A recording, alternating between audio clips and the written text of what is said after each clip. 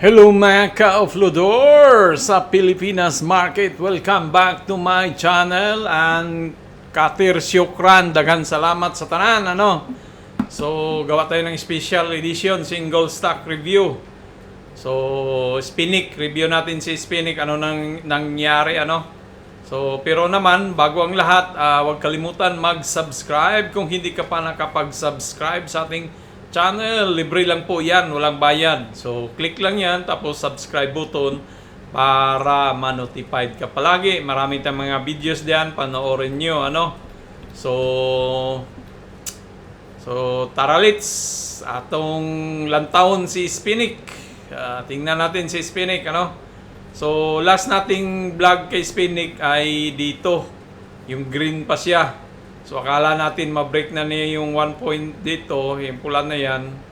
So kaya pumasok tayo, meron tayong volume na 77,000 hawak unfortunately. So hindi tayo pinalad So alisin natin to. Hindi tayo pinalad, bumagsak si Spinik. Bakit kaya, anong dahilan bumagsak? So sa dito pa naman si Spinik, kung titingnan natin sa pattern niya, nasa 1 day time frame tayo, channeled upward direction naman yung ginawa niya So channeled upward direction. So may nakita kong balita kaya pala bumagsak yan si Spinik dito nung Monday at Tuesday, bumuhos bumagsak. So laking may lumabas yung mga foreigners. So ito palang so natunugan nila tong balita, yung DOE pinaila ng kaso si Levesty. Kasi siya yung malaking kasi nung una kasi siya yung may hawak talaga nitong Spinik So ngayon lang malaki na yung si Meralco Pangilinan yung may malaking hawak ngayon sa kay Spinik, kaya balak ni papalitan ng pangalan to ng Imjin. So meron tayong video diyan, yung Imjin, saan ba 'yon? Yan, ito merger ng Spinik at saka Imjin So yun nga ang niya, may siya kasi hindi niya naibigay yung 120 megawatt solar power. Parang doon yata sa Jinsan yata na project to So hindi na ni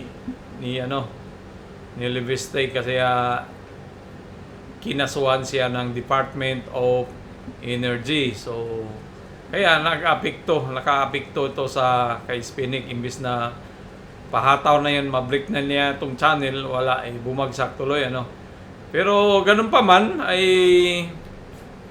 kung ano man yung mga na yan, tuloy pa rin si Spinik. So nakikita natin ngayon si Spinik ay walang ulo o walang katawan sa ulo, hindi ame, alanganin na hammer puro wick lang, stick lang yun siya. So tingnan natin sa 30 minutes time frame kung ano talaga yung hitsura, bakit nagkaganyan So markahan muna natin para makita natin, yan siya. So punta tayo sa 30 minutes time frame. So dito 2 minutes pangit naman yung chart, kandila. So hindi maganda yung ito lang talaga 15 minutes para medyo. So 15 minutes nung pasok pag-umpisa, bumuhos na nagkabuhusan na bintahan. Tapos may bumili, buminta, bagsak. So bumagsak siya ng 1.42 at bumalik naman So binalikan yung niya, yung bininta niya, bumalik sa taas, so parang break even lang. So nangyari parang baka itong nagbinta siya lang din para magkano ba volume? Million din pala yan, 1.2 million. So nagbinta, tapos binili pa unti-unti kasi sa murang halaga So bagsak si Spinik. So kung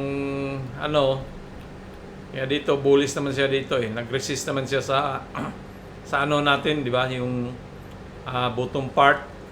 So si Spinik, para talagang ma-break na niya itong channel na to, ay kailangan talaga may babasagin si Spinach, ano, sa presyo niya ngayon na medyo mababa.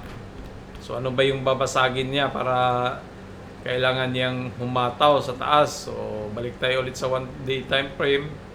So ito yung kailangan niyang basagin. Itong support na yan, resistant. Support dati, naging resistant na ngayon. So kasi pag ang presyo nasa baba na ng ng itong linya, maging resistant na yan. Tapos ang bottom naman yung maging kasi dati ito yung support, ito yung resistant. Ngayon ang presyo kasi nandito na.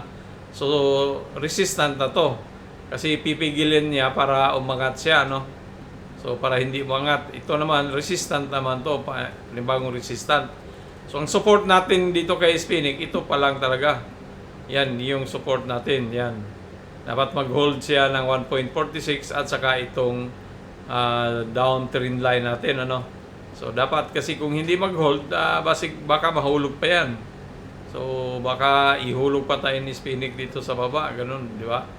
So kaya dapat tuloy-tuloy yan si Spinach. So kailangan niyang i-break itong 1.59. Yun yan, pag mahit yan, baka mag-bounce back konti kasi resistant nga, mag-resist. So may labanan. So ito naman, bounce back naman diyan, tapos mag-hold, pwede mag-hold to dito, Tapos pwede mag-bounce back pag malakas siya. So titirahin naman niya itong sell order block na yan. So hanggat aabot siya doon sa natin, sa channel. So balik tayo sa yan may sell order block. So ibig sabihin nito, pagdating din sa presyo, yung pwede mag pullback dahil magbintahan, Support naman to. So pwedeng umataw diyan, mag-bounce back. Pwede namang gumanon hanggat ma-break na to niya yung trend line natin ito, So pag na-break yan, iusog lang natin konti. Pwede natin iusog dun sa taas. So titingnan natin pero ang target ko nito talaga, titingnan natin kung kaya niyang tapusin ngayong buwan na to na mag-dose, abutin niya yung dose, or titingnan natin si TradingView naman yung niya, yung financial, technical. So may paunti-unti na pala silang kumita kasi may na-generate na silang power doon sa solar, doon sa north, bandang north yata. So titingnan natin yung 1 month time frame ni kung mayroon bang 159 merong sell na i-liquidate. 159, tapos dito merong 158, may 1.52. So nasa 1.5 yung mga kailangan i-liquidate. So 1.5 lang yung maximum. So balik tayo, 1.5. Nasa tayo ngayon? Nandito tayo. So ito talaga, dapat i-break talaga niya yung 1.5 na yan. So pag na-break na yan, pwede siyang dumiretso dito at ito mahina naman. Pwede mag-pull back, tapos ganyan. So angat. So dapat ma-hit niya yung dose sa buwan ng June or sa July ba kaya. So para magkaroon na siya ng panibagong all-time high ulit, bagong presyo na taas. Kasi kung pwede mo din na pattern yan si Spinach na ganyan, parang gagawa siya ng cap pattern, Ayan. So ganyan, pwedeng ganyan si Spinach, cap pattern yung gagawin niya. So pag umangat dito, pag abot, pwede mag-console, tapos target price hataw pa. So yung target price natin is yung lalim naman nito, kasi cap pattern siya So lalim nito, yan. Tapos dalhin mo doon sa taas pag nag-breakout. So ito yung breakout, yan. So yan pa rin yung target price natin, so doon sa trace, Pero sa ngayon, pangarapin muna natin tong 2 pesos na na target price ni Spinach. So titingnan natin sa mga darating kung makabawi ba siya dahil sa bad sentiment, may bad sentiment na balita yung balitang kasi. So nagpapahiwatig. So titingnan natin kung kakayanin ba ni Spinach to. So bukas last day, so huwag mo na asahan bukas. So ano na lang sa darating na ibang araw, o ibang linggo. Basta ngayong June, ay titingnan natin kung kaya ba niyang abutin ang dos. Pabalik-balik na lang O sige, yun na lang. Oo, basta. Yan si Spinik at huwag kalimutan, mag-subscribe naman kayo dyan kung hindi pa nakapag-subscribe, So, tulungan nyo ko, maabot natin na 50 subscribers kayong June naman. So, adios mi amigos, mi amigas, babu!